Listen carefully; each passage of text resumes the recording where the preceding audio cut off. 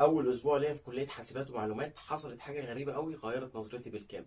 وكل الناس اللي قررت تدخل الكليه دي بقت بتسالني نفس السؤال: هل فعلا الكليه زي ما بيتقال عليها؟ هكلمك بصراحه، انا خريج الكليه دي، فمن غير مجامله او تهويل او اي حاجه، فانا جاي اقول لك صراحه او معلومه ممكن تضايقك شويه. مش الكليه هي اللي بتاع المبرمج، وهقول لك بالظبط ليه وايه اللي بيفرق في اللقطه دي. طب خلينا نبدأ بالصورة الذهنية اللي في بالك. انت مفكر انك اول ما تدخل الكلية هتقدر تعمل تطبيقات والعاب من اول اسبوع؟ طب يا ريت ده اللي بيكون بيحصل، بس خليني اصدمك شوية انك في اول سنة فعليا، او احيانا لاول سنتين كمان، بتدرس الحاجات الاساسية من اساسيات علوم الحاسب واساسيات الرياضيات، من احصاء، جبر خطي او لينير، وكمان اساسيات علوم الحاسب وازاي او ما وراء الكواليس الحاسب ازاي بيشتغل. ده كله بيحصل قبل ما توصل اساسا للبرمجة اللي انت متوقع انك تشتغل بيها او توصل ليها.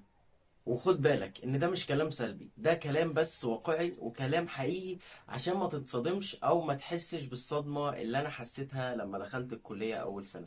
خد بالك برضو ان الاساسيات دي هي اللي هتبني لك كل حاجة بعدين. وكمان عايزك تاخد بالك من حاجة، ان المواد مش هي اكتر حاجة هتصدمك. اكتر حاجة هتصدمك هي حاجة هقولك عليها كمان شوية، فخليك معايا. كان معايا شغل كتير خلصته. طب عايزين نتكلم في حاجة تانية، وهي انك متوقع انك هتاخد في الكلية حاجات كتير قوي، متوقع في الكلية انك هتاخد حاجات اكتر من انك هتاخدها، فبالتالي ده بيسبب لك ازمة، يسبب لك مشكلة.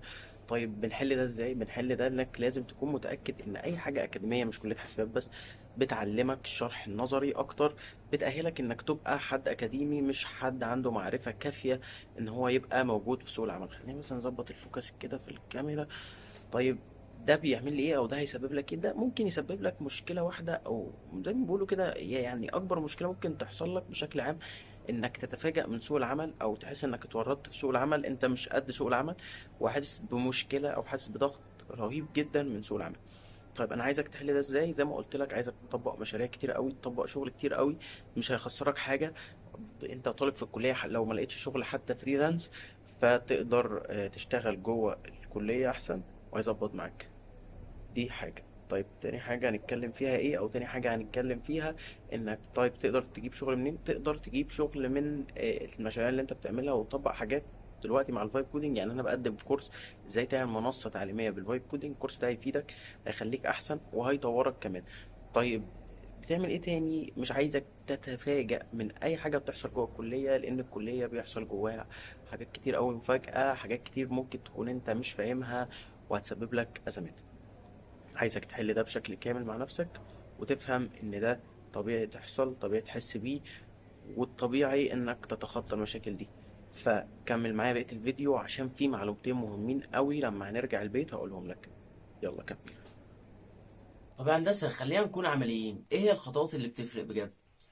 اول حاجه عايزك تبدا تعمل مشاريع صغيره بنفسك، حتى لو المشروع مثلا منك هياخد مثلا 10 15 دقيقه. لو جيت مثلا حسبت وقتك وحسبت الوقت بالظبط اللي انت محتاجه قد ايه، فتلاقي ان البروجكت مثلا محتاج منك ساعه، ساعتين، ثلاثه. حتى لو مشروع صغير قوي، صدقني دي من الحاجات اللي بتفرق قوي. تاني حاجة يا صديقي عايزك تركز منها، وهي انك ما تكسلش عن اللغة الانجليزية. عايزك تعرف ان اي دوكيومنتيشن بتتفرج عليه فهو انجليزي، اي كورس محترم هو انجليزي. وده اللي هيميزك عن 80% حرفيا من المبرمجين اللي موجودين في الوطن العربي، فما تكسلش على الانجليزي.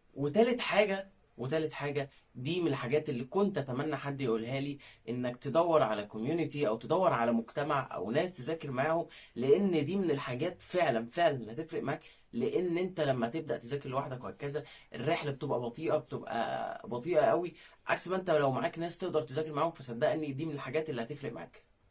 ففي نهاية الفيديو ده يا صديقي، عايز اقول لك لو الفيديو ده نفعك بأي حاجة، علمك أي حاجة، فادك بأي حاجة، فما تنسانيش بلايك وسبسكرايب، لأن إن شاء الله إن شاء الله لو الفيديو ده جاب تفاعل محترم، هيبقى عندنا جزء كبير بنتكلم فيه عن ازاي تذاكر في كلية حاسبات ومعلومات، وتعمل شغل أقوى، وتميز زي ما قلت لك عن 80% من زمايلك. سلام.